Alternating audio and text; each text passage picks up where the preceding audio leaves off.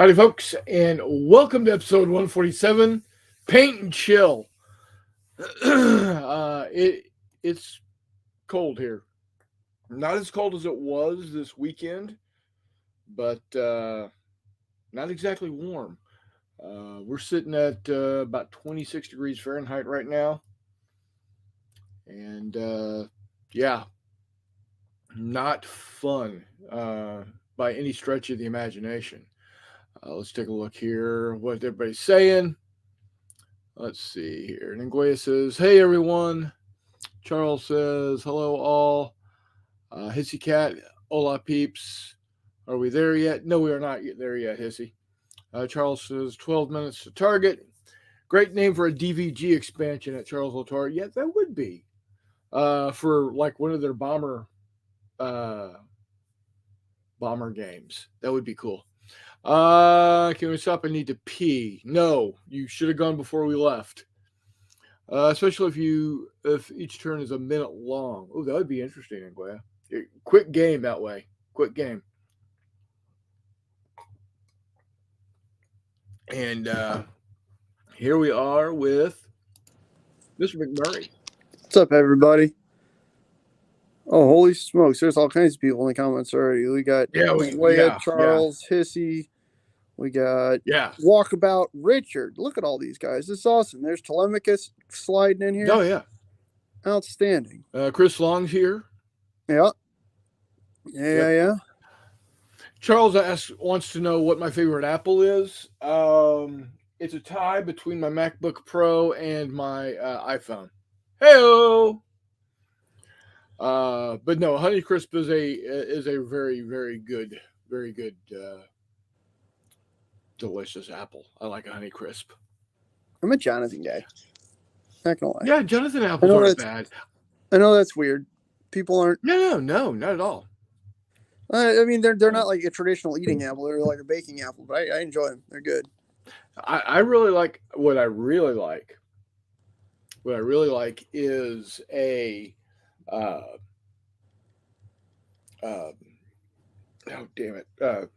Granny Smith with caramel. You got that really tart with that nice sweet of the caramel. That's good stuff right there. But definitely none of that golden delicious or red delicious garbage. Those things are too mealy. Chris Long's in the house. Hey all. Howdy, sir.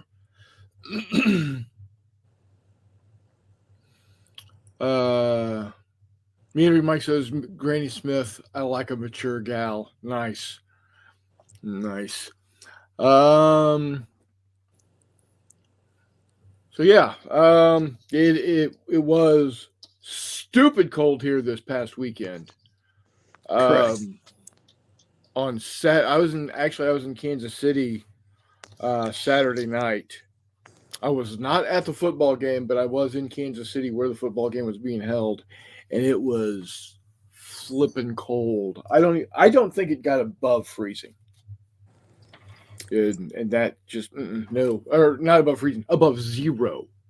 Yeah, I'm about to say that's freezing, like Celsius freezing number, but in Fahrenheit. Yeah, correct. Yeah, it was fucking miserable. Yeah, I absolutely got it. So, not a fan in the slightest. So, it did get up above freezing here today. It got up to about 33. Same. It was really still good. Not great. It was weird. It felt positively balmy, man. Yeah, like I walked out, I unzipped my jacket. I was loving life. Yeah, it was not bad. It was not. And this is coming from the boy that grew up in South Texas, you know. So, now again, we're probably going to plunge back into the deep freeze again, you know, highs in the single digits. But you know, what are you going to do, right? Worth it to have a nice day for a day. Yeah. For a few. Now next week we're supposed to get almost 50. That'd be so nice. so incredibly nice. Yeah. Yeah. So anybody that bitches to me now about the temperature shall not bitch at me when it's 107. Or they're bitching at you about temperatures, so they're probably going to bitch no matter what. But yeah. Yeah. So, but anyhow, I'll take 107 over this any day of the week. But I'm weird. Especially I would rather have it over 100 than under 0. How about that? That's absolutely kind of where I tend to draw my line. Is I'd rather have it over 100 than under 0. Yup. Given that those are usually the two extremes that we get for limited days at a time most of the time. Yep. But yeah. Because I can cool down a whole lot faster than I can warm up. I put a cool rag right here. Not even a cool rag, just a wet rag right there. Boom. Cool down. I think I might just be, honest to God, used to it being warmer, so it's not as big of a deal for me anymore. Yeah. But it being cold just always sucks. But anyhow. Well, yeah. Cold for me, cold is physically painful. So, but that's neither here nor there, I guess. So tonight I've got a lot of catching up to do. I was on track. I got 5 miniatures done in that first week, and I was feeling good about myself. Then I got sick.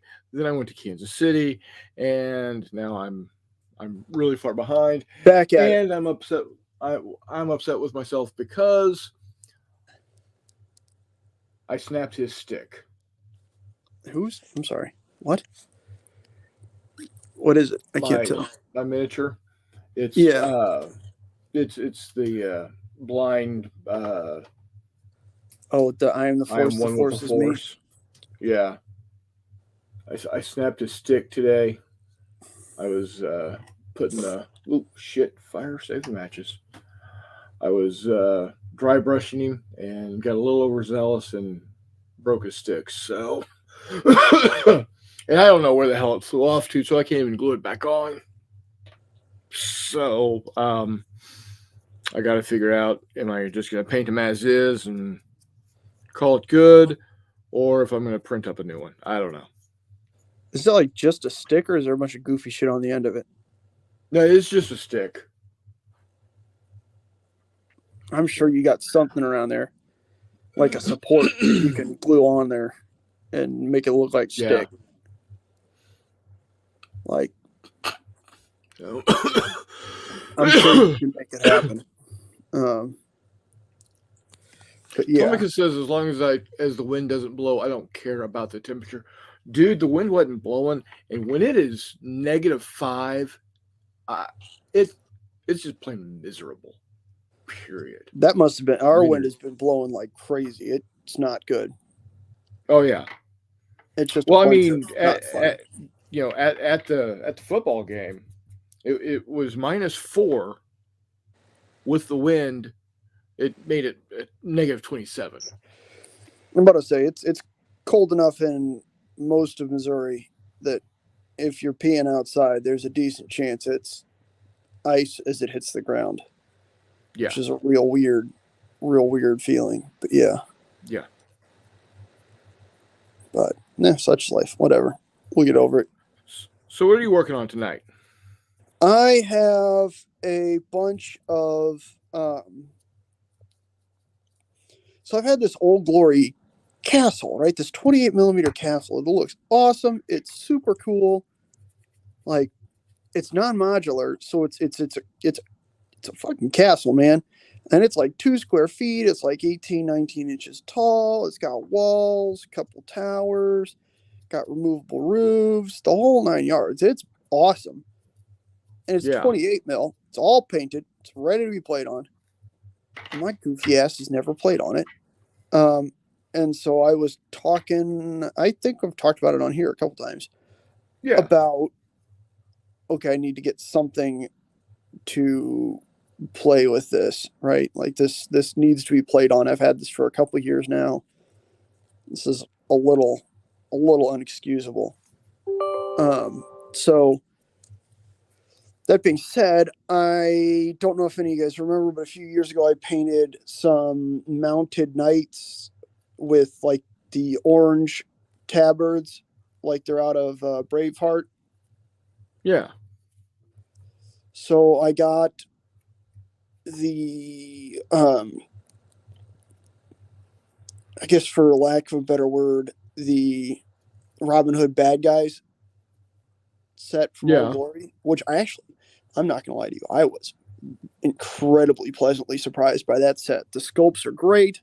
They're some of the best some of the best miniatures I've ever seen out of Old Glory. They are every bit on par with, a Footsore or something like that.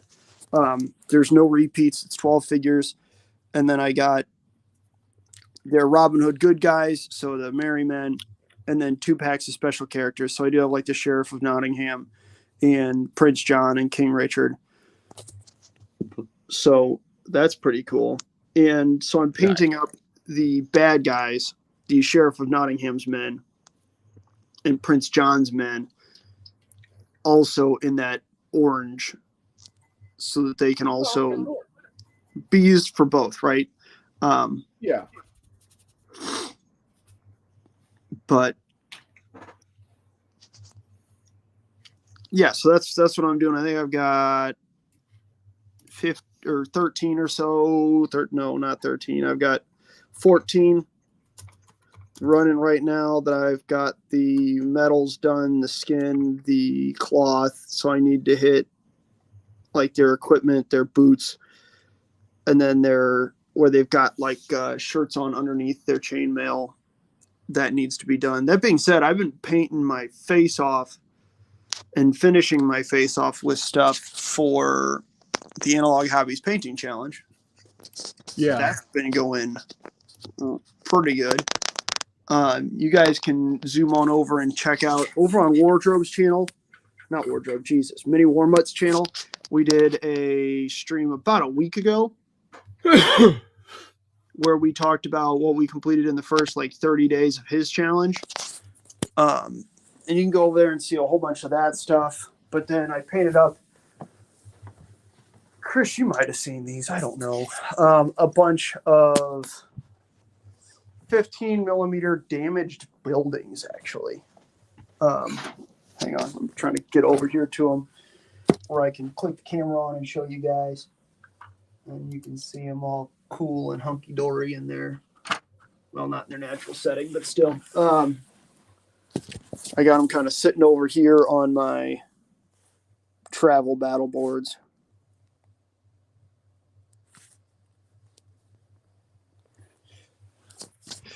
So I printed them. They're designed to be essentially like the Flames of War Battlefield in the box houses. Yeah. Some of them like socket together. You can kind of see there where they come together on the sides. Some of them don't. So like there you can see that the roof doesn't, but the base you can see the house does. So I kind of did them all up a little bit different. The first 2 that I did the windows in blue like that. I'm used to doing vehicle glass in blue, and then I remember, wait a minute, Battlefield, the box does all their windows in black, so I went back and did black on all the rest of them. But so they're damaged because they're Battle of St. Louis, right? So they've been shot up by heat rays and everything. This is, I think, my favorite roof because it's got that little extra on it. There's a couple of 1 stories, a couple of bricks, another brick one, and then a few more of these guys that are just pretty basic but still pretty cool. Yeah, so I did those 8 houses. That was pretty entertaining. Printing all these out of my Neptune. You can only really see the lighter bricks. I did come back and do some of these bricks darker. They're a whole lot harder to see than the light bricks. But anyways, and then there's an honorable mention is my travel battles board, which I flocked up. Yeah, there you go. Yeah. But yeah, so those were cool. They were fun. There's certainly better ways for that challenge to earn points, though. Each of these wound up being about the same number of points as a 28 millimeter miniature. So there's certainly better ways to do that.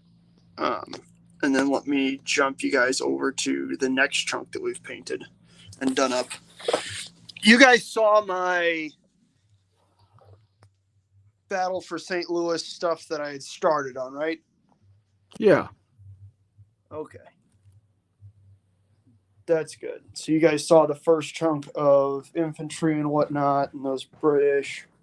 Well, I'll tell you what. I'll just grab those two, and then we'll go through kind of all of them. All right.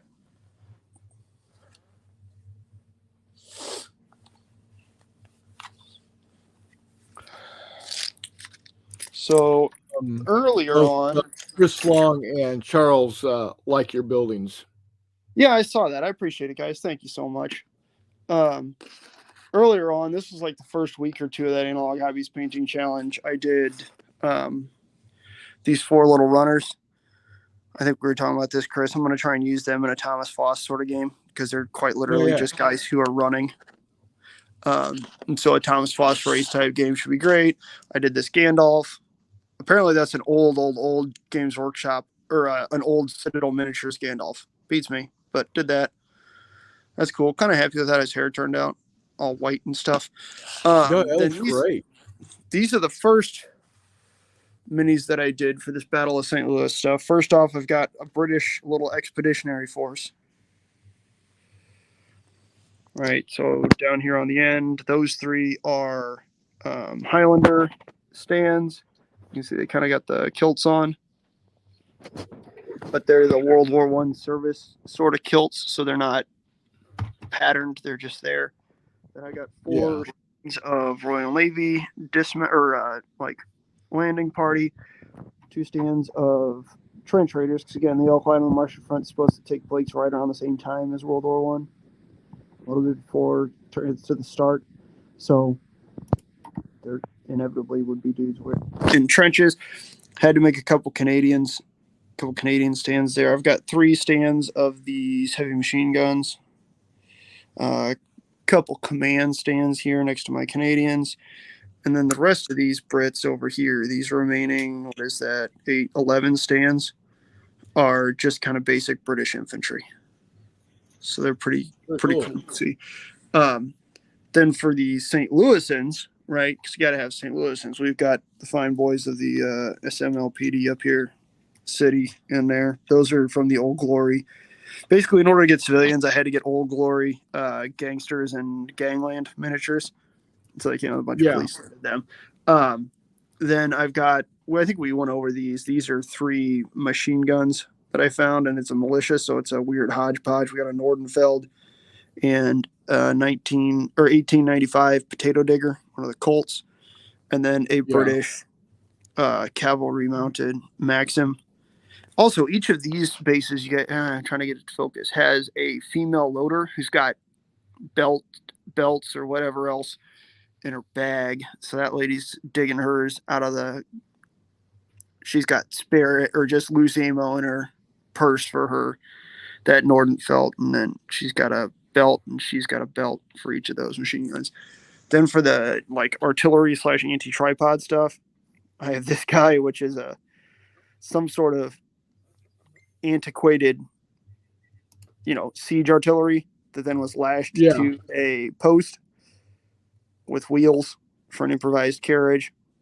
Same thing. We got a guy over here. He's got, you guys can kind of see him, random shells on the ground at his feet, and he's trying to count up what he's got. Guy digging in, and a guy just standing there really just absolutely not super duper enthused with what's going on. And then we got this guy, which I believe is supposed to be some sort of weird anachronism of a 105 Creosote, but it looks pretty in keeping with a Königsberg gun sort of improvised thing. Yeah. So then again, we've got a guy digging in and a couple just loaders standing there having a good time. Then, so those are all ones that I have done. I did the basing a little bit different, so it would be easier to tell. The BEF is a little more generic. And then these St. Louisans, it's actually just straight up forest ground cover from Geek Gaming, which works really well with that shattered, with the like shreds of wood. It does a pretty good job, especially from the 3-foot rule, looking like broken up carpentry. Especially the scale. Ooh, I forgot about here 2 additional command stands, including, like I said, I had to get gangsters involved, so I got a big fat Italian looking guy in all white and his little flunky, and then same thing with 2 other guys. So hang on, let me set the phone down real fast so I can move on to the next group, which is behind them. Stand by for just one moment. 10, 9, 8, 7, 6, 5, 4, 3, 2, 1. Okay, so then part of the issue is I did those British first, and then I did the Americans, but I ran out of Flamesville War medium bases, so I had to wait for more to come in, and more did. So I have all of these citizen militia now, right? So various civilian-looking guys with rifles, pistols, shotguns, a couple early submachine guns. We got some random-looking guys in here. We got a couple, immigrated guys who are wearing pith helmets or sun helmets. But again, so I did another 14 bases of those guys. And then I do have 2 more command stands. These 2 are more specific, though. That right there, that's Thomas Egan, who's real bad hombre from St. Louis, immediately pre-Prohibition and through the World War I years. So I think he was active in the city from about 1890, got his start all the way through 1919. And that guy right there, with the red tie and the black suit, the secretary, and the gut, is Augustus Anheuser-Busch Sr. Oh, nice. So we got some local flavor here as our command stands. We got Thomas Egan, who was in charge of Egan's Rats, and August Anheuser-Busch. So those, again, are all ones that I've done and finished up in the last week and a half or 2. But certainly all ones for the paint challenge, as well as, I know you guys have seen this before. Let me get these out of the way. I did it, Chris. I painted up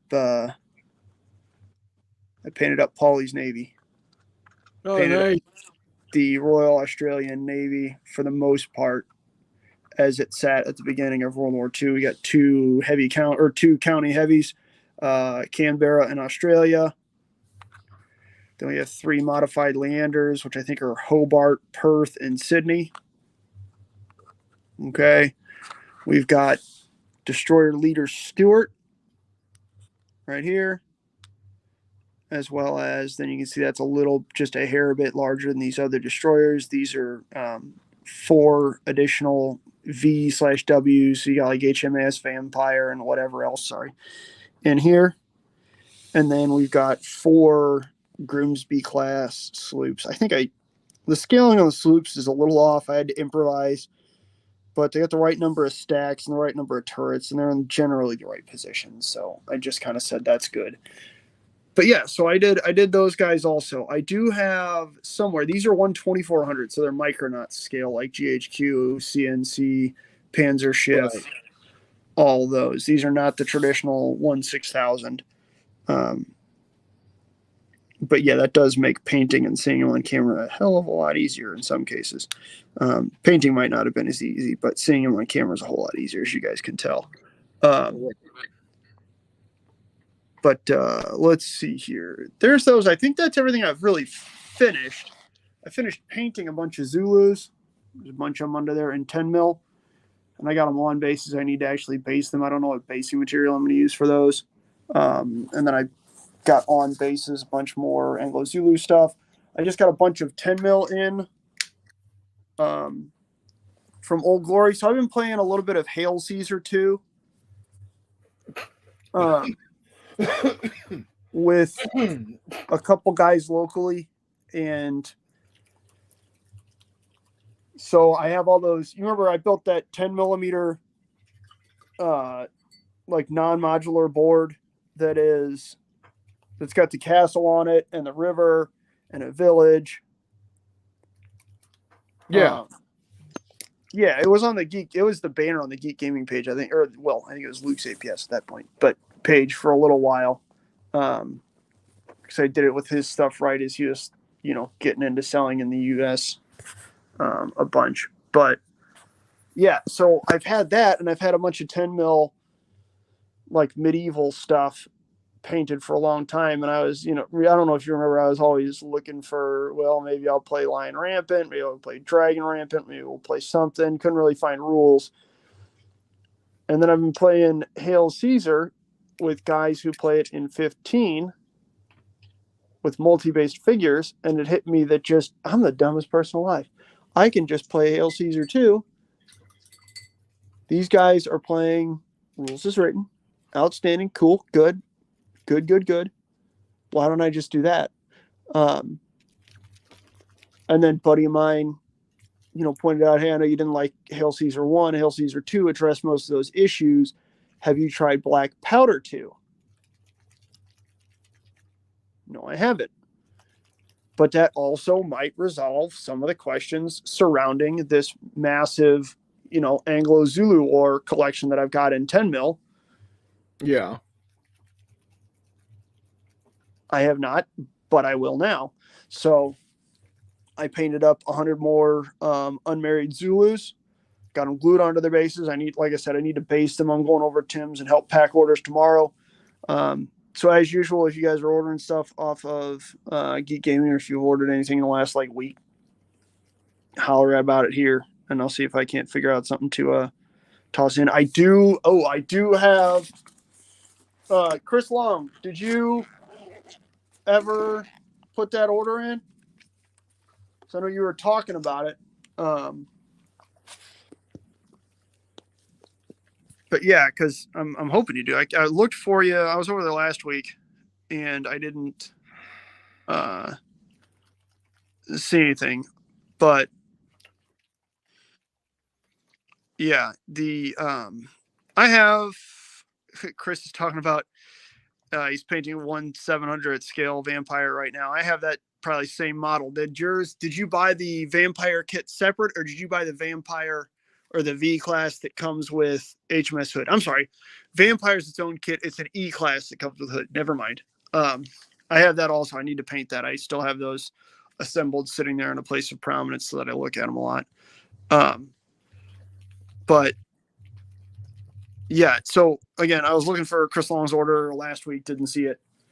I'm waiting, buddy. I'm waiting for that weird address that everything going to Canada routes through. But yeah, let me know if you can, and I will again come up with something interesting to toss in there. I've tossed in some interesting, cool stuff to a bunch of orders. I think I did for Jeffy. I brought stuff to toss in for Jeffy, for Brian, for who else did I put an airplane in somebody's. But yeah, just cool little stuff that's fun and simple and always good. You bought the huge set. Oh, the huge set.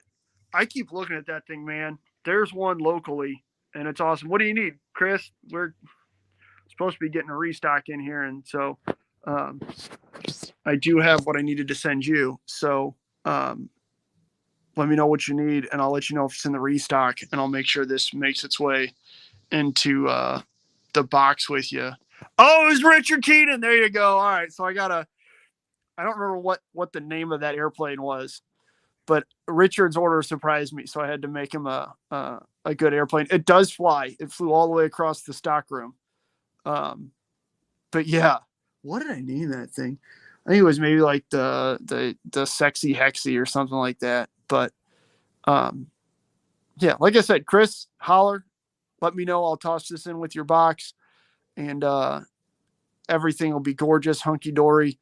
And I don't know how aromatic this thing will be by the time it clears customs, but it'll be good. Bananas keep better when they're cold, right? Yeah. Perfect. Then I'll put it outside now, and it'll just be like held in stasis. But yeah. Oh, Walkabout Cave says BRB. I think I lost him with the banana jokes. But yeah, let's see. What else, Chris? What else have I been doing? I think I'm going to put on a Fistful of Lead Martian game. Bigger Battles, Chris. I think that's nice. Is that what you're going to do for March to Victory? I think so. Because I have all those Martians painted from the last Martian game that I put on. Right? Yeah. That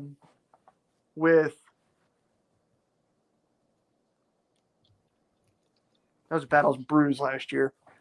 Or was that last year or 2 years ago? That might have been 2 years ago. I think it was 2 years ago. It was 2 years ago. It was 2 years ago. Year of Victorian sci-fi. Yeah, because this year was your Pirates. Correct. Yeah, so that would be Battles and Brews 2 years ago when I put on that Martian game that I was happy with. That Martian game was great, man. I had a lot of fun with it. I always have fun with your games, man. That's fair, but usually I don't always have the tables aren't always completely up to my. I thought that table did, Steve and Jay justice, and not many of mine do. Yeah. I need to find a bigger mat because I think that mat's only like 3x3 or 3.5x3.5. So if I'm going to put on bigger battles, it certainly needs a bigger mat, especially given that even playing 6 people with regular Fistful of Lead 2 years ago, it was a knife fight in a phone booth. Yeah, it was. That game was over in like an hour and a half with 6 people, and a bunch of people had like grunt groups and stuff, and there was floating stuff. And even so, man, you guys got in there, you killed each other, you got it done.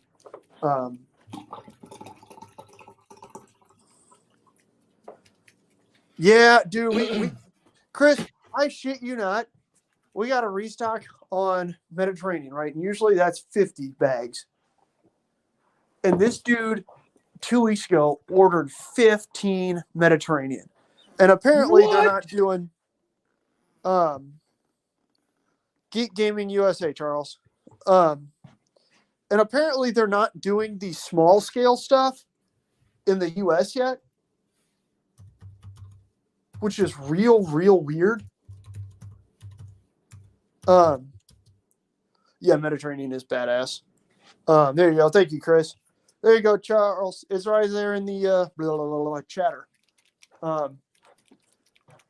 But yeah, because they sent 3 bags, which I think are like Mediterranean, Pine Forest, and I'm not sure what the other one is because they didn't label any of them, of the small scale stuff.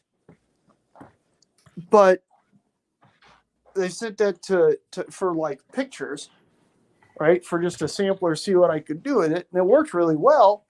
But then I was talking to Tim about it, and apparently they're saying, well, we're not going to release that in the US yet. We're going to keep it UK only, which is kind of one of those. That's a bunch of horse shit. Well, I'm not necessarily saying it's horse shit. I just don't understand the motivation behind it because I don't know how they're going to expect to make money when they can't. Like, if you want, like, we'll sell the shit out of it. Right here, I'm still looking for a couple more bags each of them because it makes it as ground cover and stuff. It's perfect. Chris Long's going to buy some. Guarantee you Tim would have 3-4 bags of it. And it's just one of those like, okay, this is obviously a very sellable item. But shit, I'd buy it. Exactly. Because it would be perfect on your 3 mil bases, and it would be perfect on my 2 and 3 mil bases. Because occasionally you still get that giant rock, and it's just one of those, okay, I didn't know we had elephant rocks, getting fought over in the Civil War, but here we are. Right. So who knows about that? But I also I'm running all over the place here. Yeah, Leon probably did. He's in the UK, though. Leon's a great dude, but yeah, I think he is. Yeah, Leon's in the UK. it wouldn't surprise me if you start seeing a bunch of people over there using it because it looks great and works really well too. I was thinking about taking and trying to mix in a couple of flocks into those bags that I got to make them last just a little bit longer, just to stretch them. But yeah, the hell was I talking about? Oh, one more thing that I got that was kind of cool. So those of you who've seen Jay Wiley's Tales of Horror game, his Victorian horror, London sort of stuff, he's got a pretty cool boat that he puts on there, which is the only boat I've ever really seen Jay Wiley use, which is fine. But yeah. And he was nice enough to print me one in 25, but I've been running myself nuts trying to find a 15 millimeter looking or 15 millimeter riverboat sort of looking thing, you know, for St. Louis, again, at the turn of the 20th century. Those are shockingly hard to find in 15 millimeter. But the idea is I need something that's brought some British down or is being used as transport or whatnot, or they could have a gun lashed to it. Right. And so I was looking at it and I was like, wow, this boat would be pretty perfect for that, to be honest with you. It looks like a small enough, sturdy enough vessel that could be commandeered to put, you know, like a 3-inch gun in the back of or something like that. And I was trying to find it, couldn't find it anywhere on the internet.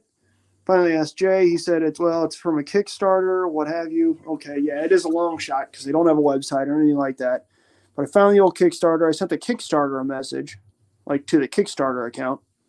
And dude actually responded to me like an hour and a half ago saying, hey, you know, the boat was kind of just a miscellaneous add-on. You don't have to pay me, just shoot me an email and I'll send to you the files. And it was one of those, holy shit. All right, man. All right. Yeah, Chris. Sorry. Walkabout just said gladiators look interesting. They do. So yes. That's a fun game. We played that at March to Victory 2 years ago, last year. Yeah, the first year. First year. There you go. No, first year we played 2 years ago. No, because it was after. No, that's right. Yeah, it was last year. Because the first year was the tournament. Yeah, that's right. Yeah. And then that little shit who beat me in the tournament, and he stuck his gladiator right next to me and told me that we were going to be on the same team. And then he pulled the first card, and the first thing he did was he walked right over to my guy and rolled 4 6s and killed me straight off the bat. Yeah, he fucking just knifed you right in the back. I died in the first action of that game. Like, I didn't get to roll my dice. But, long story short, I have a copy of those playtesting rules. I was driving myself batshit, or batty, trying to just find. My idea was to play it online, right? Was to play it virtually, because playtesting sometimes on your own, especially when it's a game that where you bid for actions, is not the easiest, right? Unless you're going to kind of just do it randomly, which you can by all means do. You can by all means do that. But yeah, so we got that. So I have these, I think I have 5 or 6 54 millimeter gladiators that I got from Irregular. Very fun sculpts, pretty simple sculpts. They're good. They should paint up fast. They're the ones that I got like a flesh tone on a year or so ago. I don't know if you remember that. Yeah. And then I had one of those days where I had to clean the house up real fast. And so they got set aside. But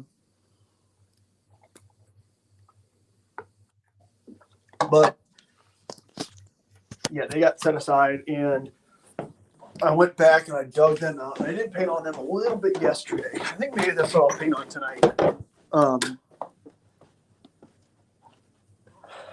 Because yeah, that should make, in 54, it should be dead easy to play in terms of telling who's who, what's what.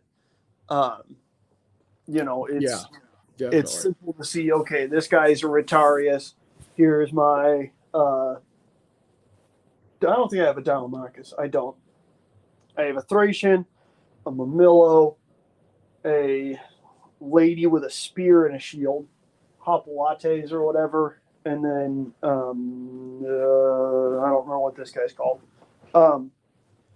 But yeah, so there they are. I worked on them a little bit yesterday. Let's see what. Maybe I can knock these out. But the other nice thing is I was killing myself trying to find a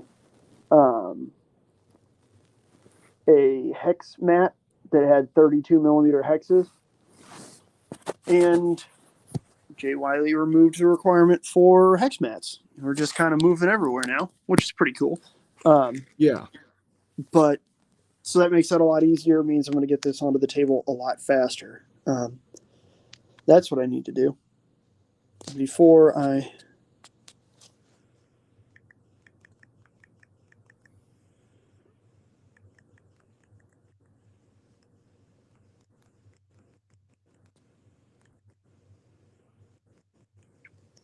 get settled in here, I'm going to hop on the. Oh, for goodness gracious. Okay.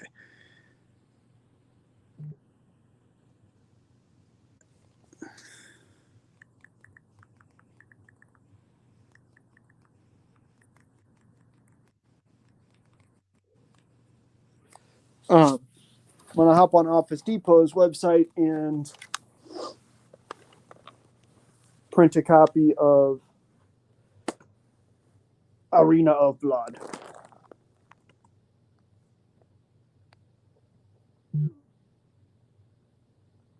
I will probably, if I get a chance to actually sit down and play test it, I'm probably just going to use like my Gangs of Rome miniatures. Yeah, I've got my Gangs of Rome stuff. I have actually, see, that's the thing. I have a righteous shitload of 28 mil gladiators. But I wanted to do something that was big and easy to see on camera. Right. Because unfortunately, unless you get really zany, most gladiators look kind of the same. Right? Yeah. In terms of when you're zoomed out. You got to kind of like get down and look at, okay, what helmet does this guy have on? What does he have anything on his arms? Like, okay, what kind of shield does he have? Stuff like that. But I don't have to worry about that so much with 54. Because even on camera, man, that's big ass miniatures. Kind of nice. All right, let's see.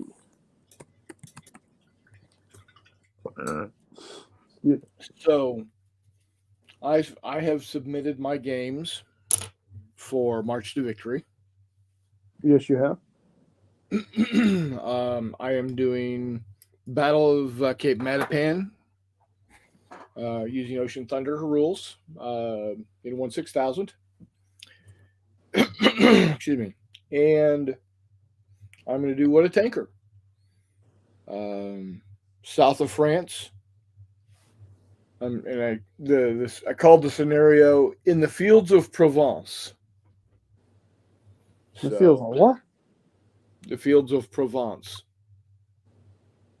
Provence is the province that the Allies landed in southern France. So,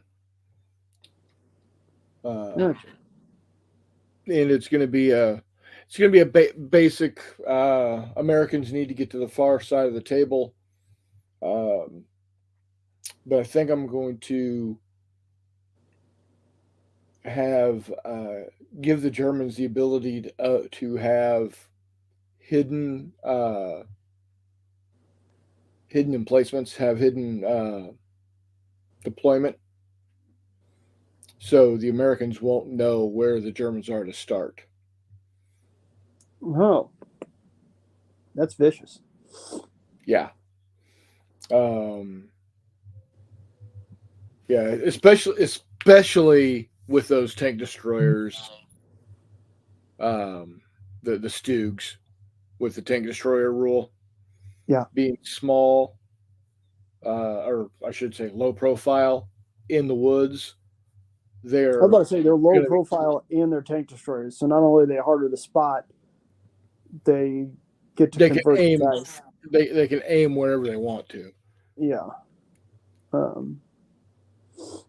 They're pretty. I've never had a bad time playing What a Tanker, and my games of What a Tanker usually do not go how I want them to. Yeah. So those are the 2 games I'm running. I'm doing Ocean Thunder Saturday morning, first session. I'm doing What a Tanker the Friday night session. So that it gives me Saturday gives me the last 3 sessions in Saturday to play games, and gives me the Friday afternoon session to play a game. Yeah, that's always my thing is I need to figure out, okay, what what days do I want to play? And so that's why, like, I always feel bad, but half the time I feel like I want to get in and, run, what do you call it? I want to get in and just see what else is going on and then choose when I put on games. But that's pretty good. Like, you can't do that. You can't have your cake and eat it too. Like, you gotta figure that shit out and run with it. Which is fine. It makes sense. But it still makes me cry every now and then at night, Right. Nobody makes me cry my own tears. But all right, so that ordered. I need to pull that. I saw that email with the boat in it on my phone. Nice, and my shipment from Father Son Gaming is on the way also. Outstanding. That's really good. So I need this second paint storage thingy. The little carousel roundy round things you guys have all seen when you're making fun of my my painting table. It's designed by a little, not mom and pop, but pop and son. Yeah. And they're really cheap. The little one, like, that's like $17 or something, and it holds like 78 paints. Oh, that's nice. Yeah, and that's just in the holes that they've got for it. So those are designed to hold like dropper bottles, like Army Painter or Vallejo. And then I have my contrast paints like inside the thing. So I think I have like 10 or 12 contrast paints on the bottom 2 levels as well. So I mean, cool. A shitload of paint, dude. And then the top's got holes for brushes and whatnot. And yeah. But let's see. All right, so there's that. Let's open up this here boat and get this bad mamma jamma into Cura. What do you say? Make it happen. See, the nice thing is, I think with it being in 15, I should be able to print it just in one piece. Oh, that'd be cool. Oh, except for it looks like it's. Well, let's look at it. I'm going to say it might be.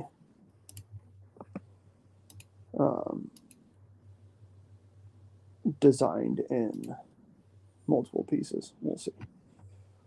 Let's pop open the Cura and see what we got. Oh, I need to open Cura first.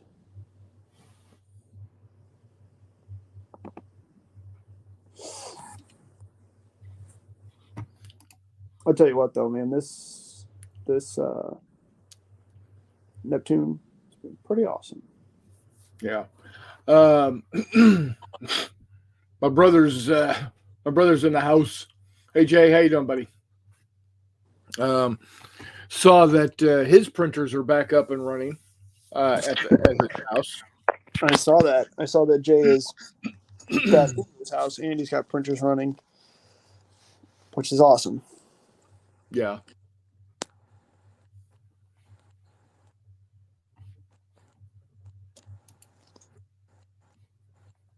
course, I don't know. Y'all hear me? Yeah. Hello? Okay. Because apparently my camera has stopped. There it goes. That was weird. I'm printing non-Bretonnians. Right? Printing non-Bretonnians in 10 mil. Yeah. Oh, man. Very Walk cool. about what 100 sailing ships you get off Amazon.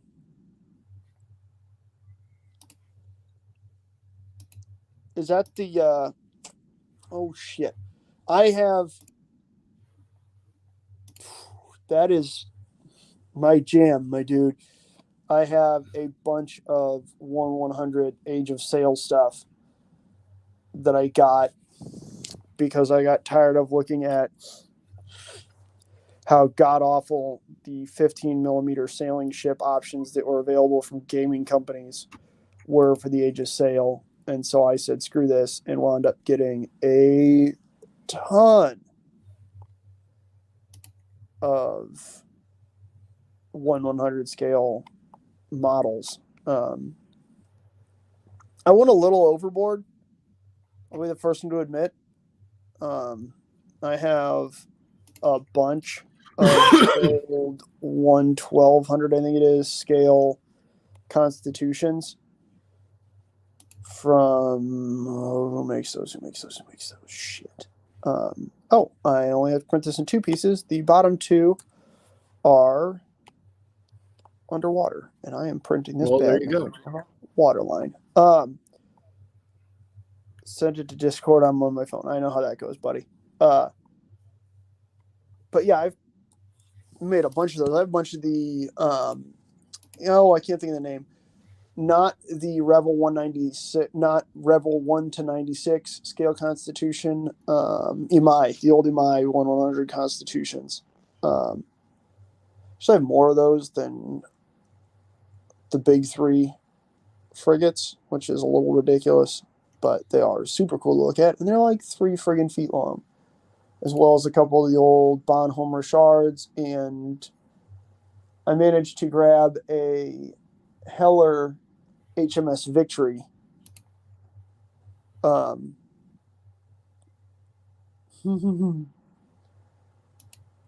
a strikingly low, like $65 locally here a few years ago. And by a few years ago, I mean probably 8 or 9 years ago now. But even so, that was a obscenely good price. But yeah, I did see Chris Long, see your outstanding collection of your 1700 World War II naval stuff. That's pretty outstanding. My pile of boxes is not that large, but yeah. Oh man, I do like I just saw your little 6-legged Martian looking walker. That looks badass, Chris. Oh geez, let's see here. Where are we? Not in Cold War. Oh man, Reese posted a picture of his way train. That looks badass. Oh, there it is. It's in Cold War. Juju Cloud DIY hobby wooden ship. 1/100 scale. Oh, nice. Nice. Well, that's cool. Yeah, there's an old plastic kit that looks a lot like that. I'll mention that because I found that, at least for me, with a Dremel, because I usually use a Dremel to waterline my stuff, the plastics are sometimes okay. Sometimes they're easy, sometimes they're not. That's badass, Chris. That's going to look super cool when it's done. All right, so going from 28 to 15 mil is 56%. Yes.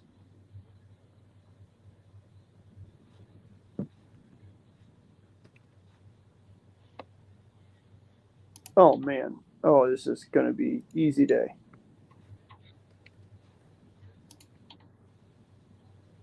This is going to take like 10 minutes for this thing to print. Are you shitting me?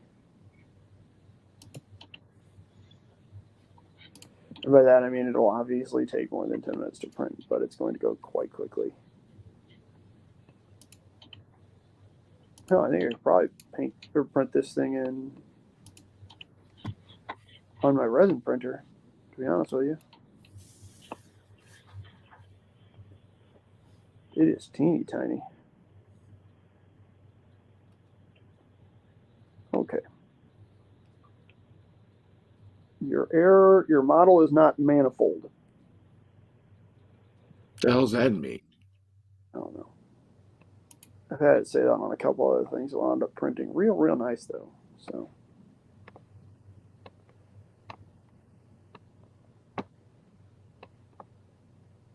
I mean, I'm printing it flat. I guess I'm just going to print it flat. That makes sense. Let's toss some supports on this thing and see what's going on. See what's up?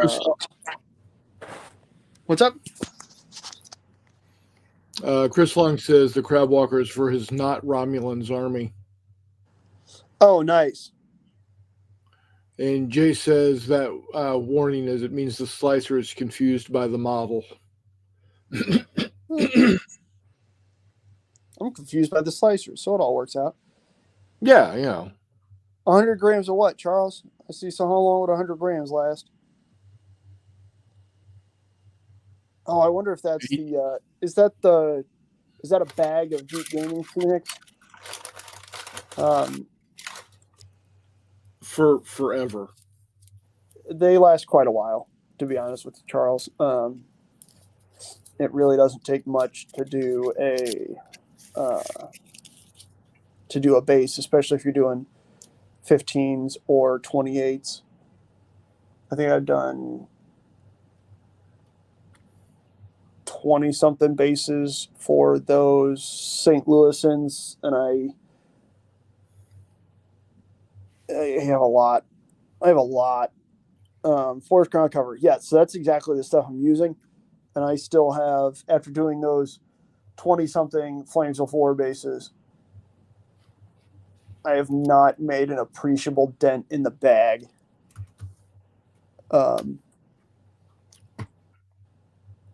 They last a while. They last quite a while. I'm going to be real honest with you. They last a long ass time. But yeah, I wouldn't be too altogether concerned. They last quite some time. Outstanding. That's what's up, Charles. Get after it, my man. Get after it. Yeah, those will be really cool. You're going to enjoy it. It makes basing a whole lot. It makes basing real fast. But yeah. Okay, so that should take 4 hours and 2 minutes. Save as a TFT file. J-Boat. J-Boat with an E, buddy. Charles is ordering now. I see that. I'm going to need to go upstairs and find something cool to chuck in with Charles's order. Let's see here. There's that. Okay, now, do I have other rules I need to print?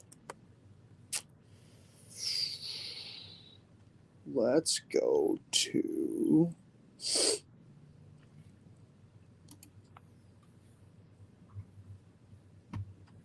I actually think I do, which is kind of super cool.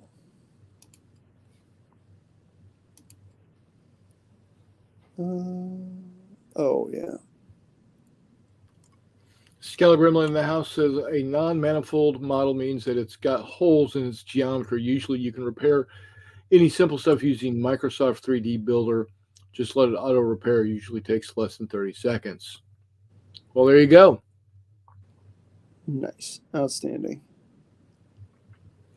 Walkabout, Chris Long says, I have done hundreds of 25mm bases, and it did not look like I made much of a dent. Exactly, yeah. About the only time I can think of that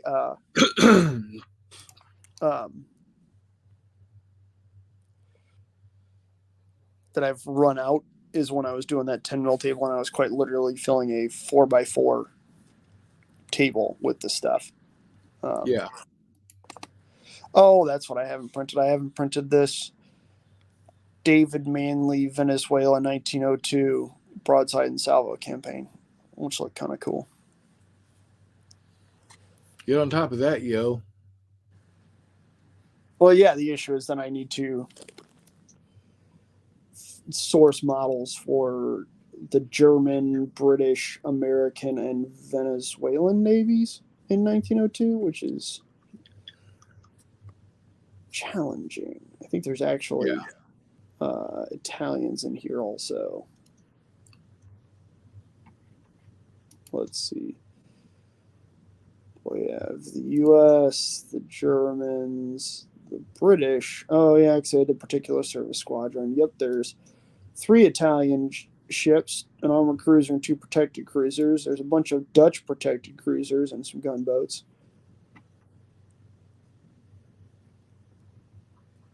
Oh, yeah, that's right. There's not even, because this is an escalation of the Venezuelan conflict, so it's not even fighting the Venezuelans. This is the Germans trying to get a little too big for their britches, and so America having to play slapdown.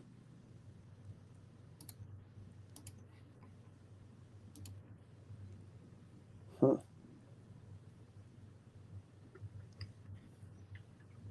Maybe I won't print this right now, because that's probably not the distraction that I need, if I'm being real honest with you.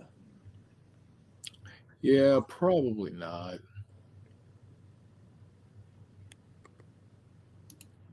I mean, it's awesome, but it's not.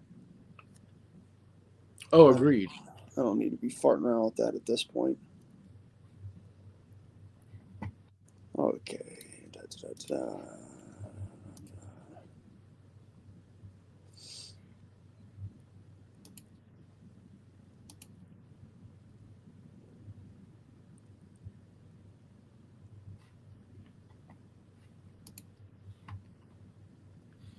Jay wants to know if you're going to March to Victory. Yes, he is.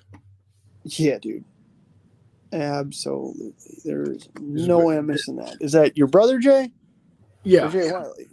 No, brother Jay. Oh, yeah. Absolutely, Jay. You're damn right, Charles. That's my mantra. There you go, brother. And we might get a Todd sighting there too. He has it on his calendar as tentative. He does. I'm hoping that if Lisa is busy, I can do the old club and drag. There you go. Get in there caveman romance style.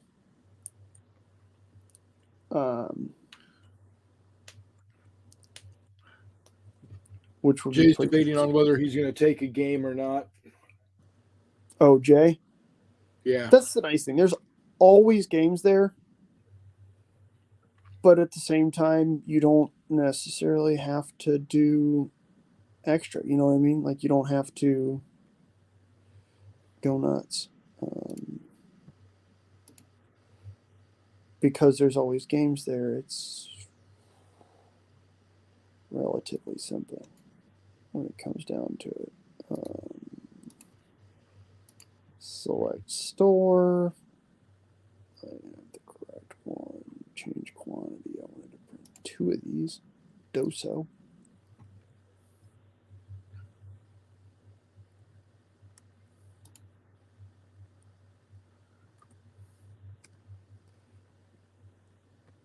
There we go. All right.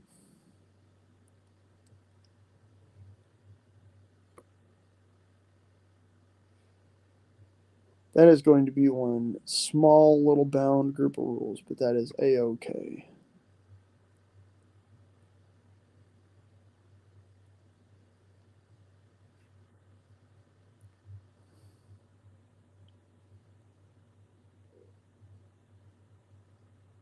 Remember that time I went to print out rules at this Office Depot, and the guy wouldn't print them for me so that I was violating copyrights? Yeah. That was entertaining. The best part is like, yeah, if you can, because that's when I asked him. It was because it was Jay's stuff and then David Manley's stuff, right? Yeah. And so I asked him, I said, hey, if I, get the author of this, like on Facebook Messenger or on the phone, will you just print them out? He goes, oh, I guess. Cool. David Manley responded back quickly, very professionally, like, yeah, absolutely, not a problem. He's highly encouraged to print it out. I don't want to ship from the UK. Awesome. Jay was a little more colorful about that individual and what I should tell that individual and where I should tell that individual to put his copyright concerns. Right. Which I didn't realize Jay was going to be. But as I was handing the man the phone, Jay got very descriptive on where he could put his copyright concerns. I started laughing, and then Jay started typing in LOL and all that stuff. And that guy, I don't think he ever really L'd his OL, man, to be honest with you. War paint as in like on Native Americans or what? Chris Long? What is Station 115 there, Mr. Arnold? Why does that sounds familiar? I'm just having trouble remembering what Station 115 is. Is that? No, that's not Arctic. Anyhow. Yeah, it was pretty entertaining. But that guy, he doesn't like me very much when I go back in there now. He said post-apocalyptic tribals, yeah. Yeah. Yeah, I could see that being challenging. You'd always just have them do the woad thing, right? Like be a Pict and just like smear yellow or smear blue on themselves. Like, yeah, there you go. Like we could be real artistic about this and then just slap. There you go. A mining station. Is that a sci-fi mining station there, Mr. Arnold? Yeah. It is. Okay. Oh, okay. So I definitely need to do Space 1889 Martian stuff. That way I can get the very illustrious Mr. Burke to play my game because he has zero interest in historical stuff. Unless it's got, groovy, funkified stuff in it. Yeah, if you're running an ACW game where all of a sudden there's werewolves and goofy shit, then he's all about it. But right. Yeah.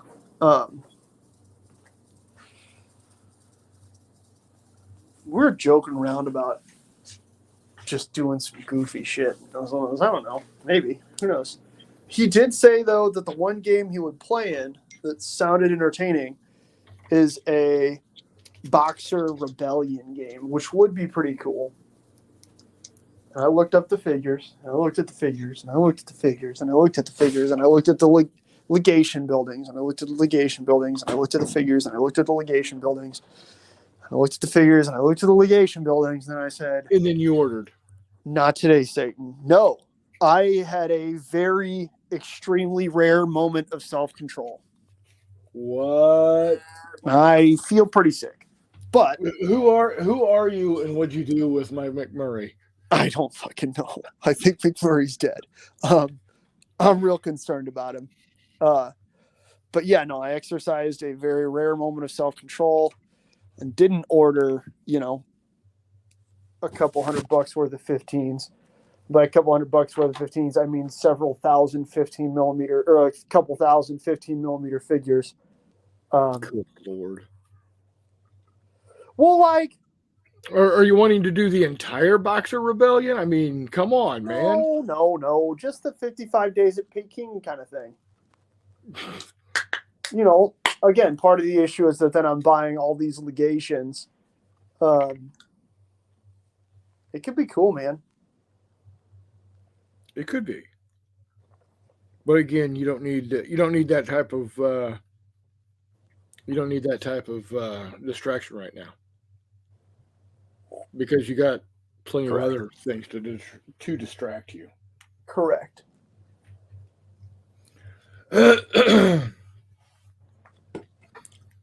Although that being said, what's up? Speaking of distractions, what British STL from Gukek do you have?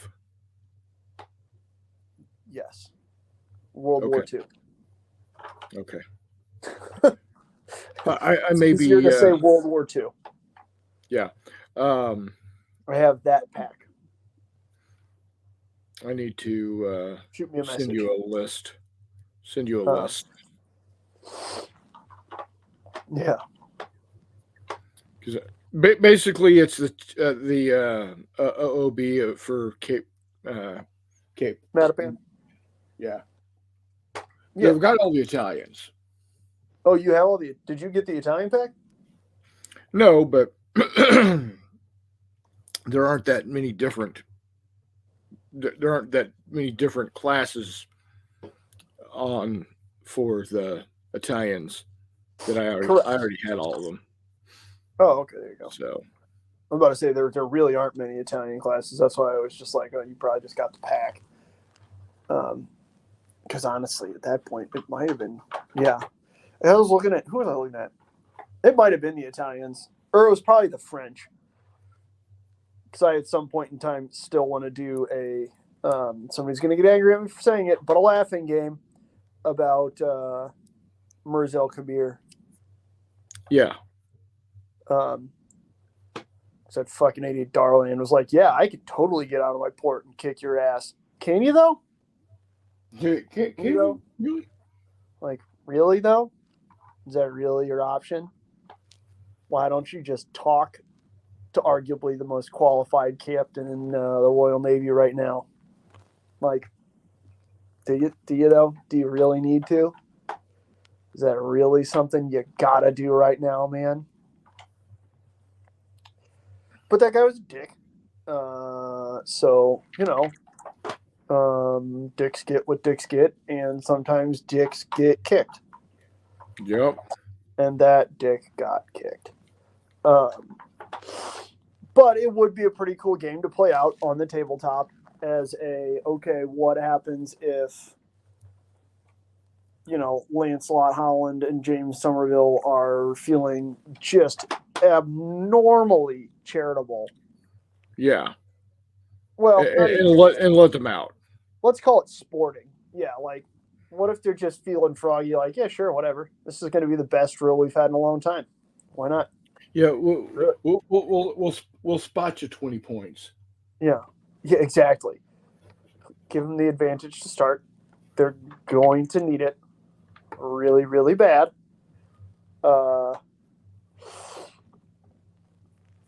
And then just kind of see where it goes from there. But hang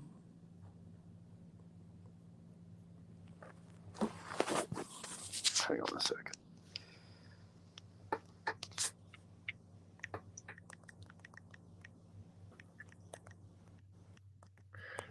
Speaking of 1/6000 scale, I can't remember if it was a Facebook post or a post someplace else. I think it was Facebook. But there's this guy who does his own STLs. And he designs the STLs in 1/6000. And really? What's that? The Badger with a quill guy? No. This is some other guy, because it is highly, they are very, very detailed models. Nice. Okay. And I can't remember where I saw it, because I was going to send him a message and say, dude, I know you do for yourself, but I want to give you money for stuff. Please. I really like your USS Texas. It's literally the best looking USS Texas I've seen in any scale. Which Texas? 1945. Okay. But it was, man, it was, his Cleveland class was a thing of beauty. I mean, it just, yeah. And the thing is, how, the Gukek models look great in 1/6000, but they're designed in 1/1800. Correct. These are designed to be 1/6000, and they look fabulous. And one thing I can't find them, so I gotta see if I can track it down again. Yeah.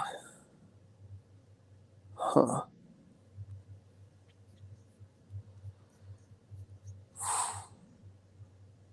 I did also I was a good guy, and I hit pause on the World War One for right now. I did. Don't feel bad, guys. I have enough World War One ships to still print and paint some for the Warm-Up Challenge participants. But yeah, no, I did. I said, wait a minute, McMurray, hold your nuts. You need to slow down and finish what you started. Because you got to at least start the year telling yourself that, right? Like, you can't start the year just going tasty crazy, because I'm gonna get there. Like, right. I have no doubt that very quickly this year is going to degenerate into me just ramping out, into projects like I'm a little kid playing Tony Hawk, just flying out into space on weird shit, which isn't a bad thing. It happens every year. It's usually a good time. But if I can avoid starting the year like that, I usually tell myself I'm better off. So, you know how that goes. But I have a bunch of game airs on here. So I'm pulling my game airs off of my spinny rack. Because I think one of the tiers, because I used my goddamn airbrush, Chris. I used the airbrush. I did. I used it on those, whatchamacallits, on those, oh, Lord. Did you use it to prime, or? So I used it to highlight, because I did those buildings. I sprayed them tan, because that's how you do that.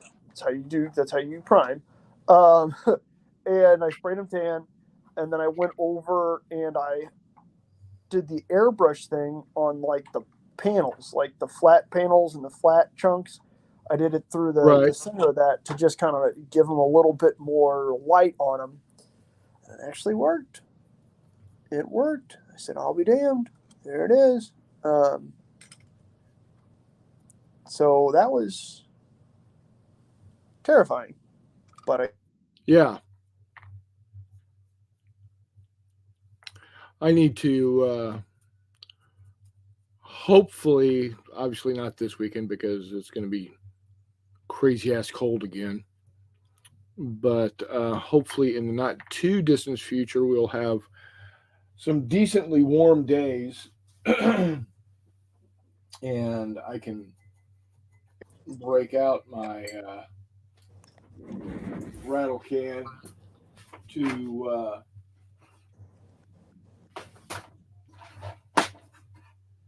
sorry guys, you would think that by this point get these primed up in green.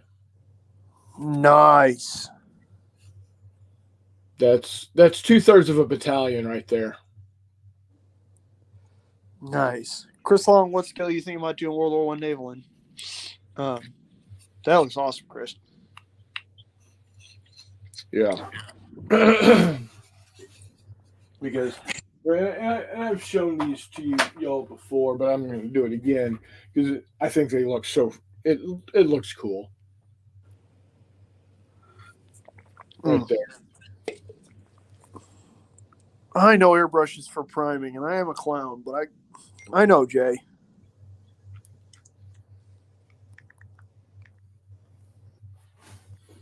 So yeah, it's I got to get some more printed. I've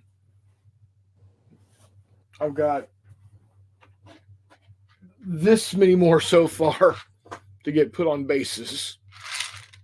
Yep. So, and oh god, this looks heavy. You're around there. Fair. My airbrush is that little thing that I think actually that was Luke Fellows. Dude, his little is the cheapest airbrush on Amazon worth, the 30 pounds that it is. I don't know why. It's not bad, man. I I did those little really light highlights on buildings, and then I zenithaled a whole bunch of figures. And actually, that worked very, very well. I was happy with that. Because doing zenithal was a little heavy. Yeah, it's just that I've got the cans of I got the rental cans to spray. I don't know. But yeah, this is what I'm using for the bases. You get 250 of these for like $16. Yeah, are those the ones that are as thin as washers, or are those ones that are drastically thinner than washers? They are drastically thinner than washers. Yeah, can you send me a link to those? Because I got a shitload of those off of Etsy, and I knew it was the first time I'd really seen them, and I knew it was going to be hard to find more. So I got like 500 of them because that was all the store had in stock, and I haven't been able to re-find them again because Etsy's a disaster. But like those are what I put on the bottom of everything that I've got, that has a flat base on it that isn't magnetized, because then all of a sudden, boom, it sticks on my magnet sheets. But that means that I run out of it rather quickly.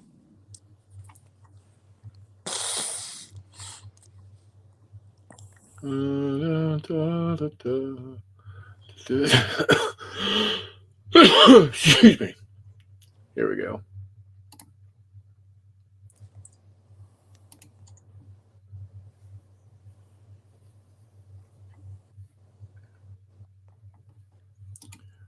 All right.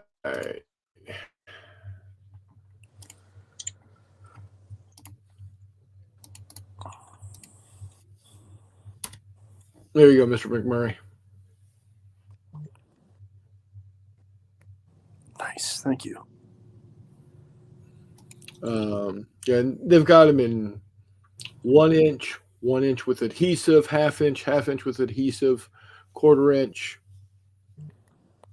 1 1/4 inch, 1 1/2 inch, 2 inch, 3/4 inch. I think the ones I got are 5/8 inch. So the ones I got, it's 250 for $18. So people say, well, why don't you use pennies? Well, A, pennies are a lot bigger. B, American pennies aren't magnetic. Correct. And getting German pennies are a little bit hard to do now. Yeah. Hell yeah. Outstanding. That is awesome. If you're in need of a link for magnets. Nope. Don't need magnets. Okay. I still just put the sheet down in the boxes, and it works awesome. Yeah. Well, I'm using the magnets on my bases. Oh yeah, because you're doing the yeah. Yes, like Chris did, like Copeland did. Yeah. So it's. Yeah. No, I have a lot of magnets because those are not too terribly difficult to find. But yeah. And then I printed the bases myself.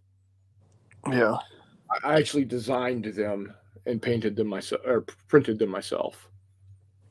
So. Yeah, so not too shabby, I don't think, all in all.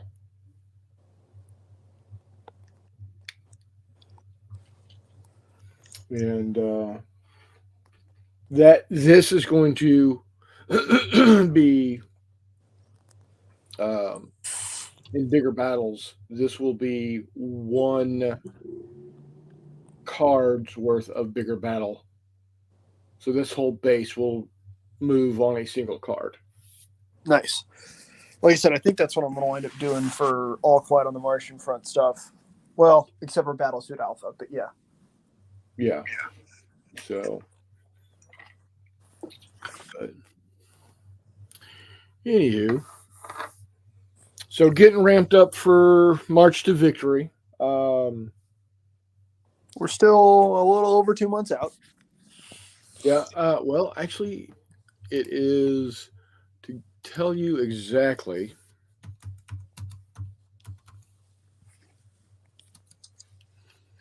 It is 64 days, 12 hours, 34 minutes, and 20 seconds.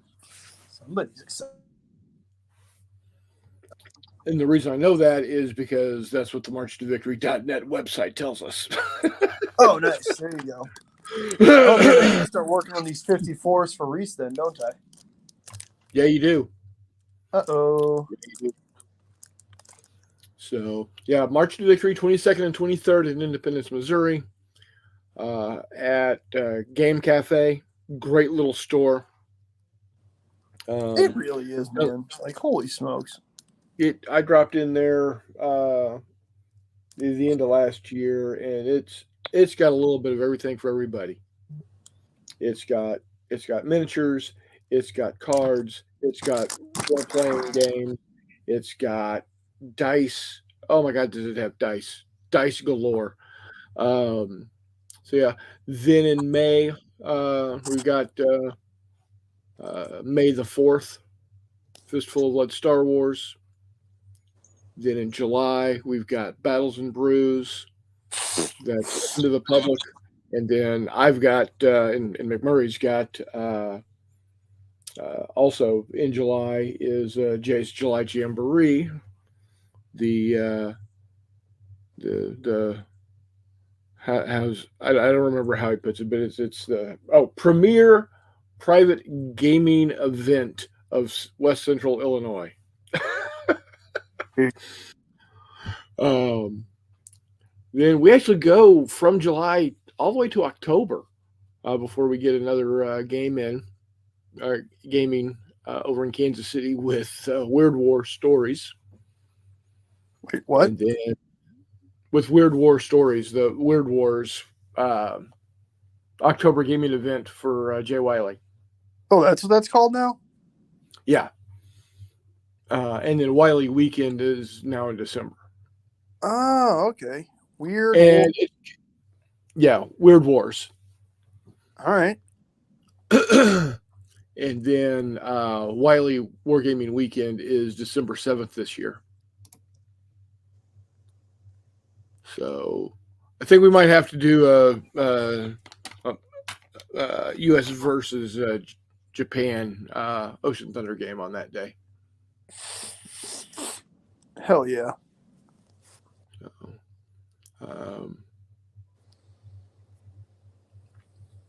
Because it was December 2nd last year.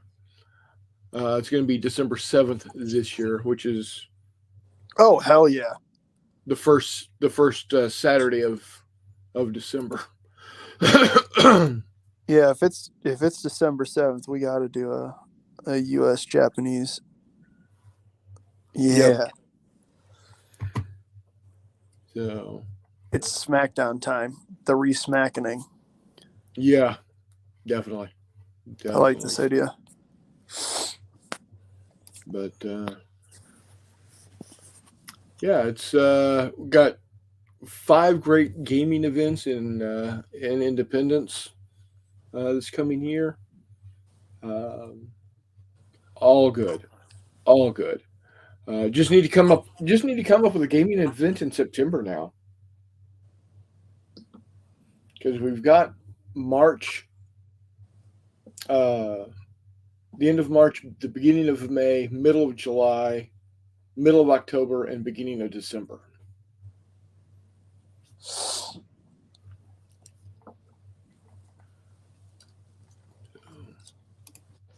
That's a pretty stacked schedule, man. Jeez, It is.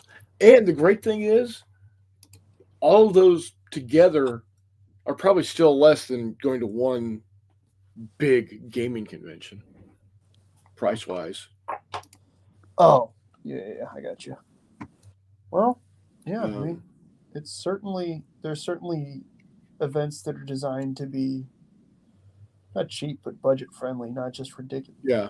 Ridiculous, which is kind of nice. I'm happy that we were able to find a spot for March to Victory, and by definitely. Robin was able to find a spot for March to Victory that is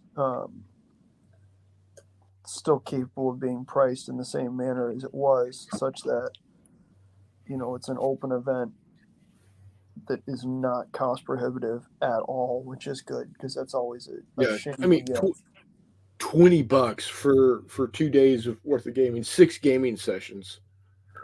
Oh yeah, I mean that's absurd for a 1 day event. $20 is still a hell of a deal.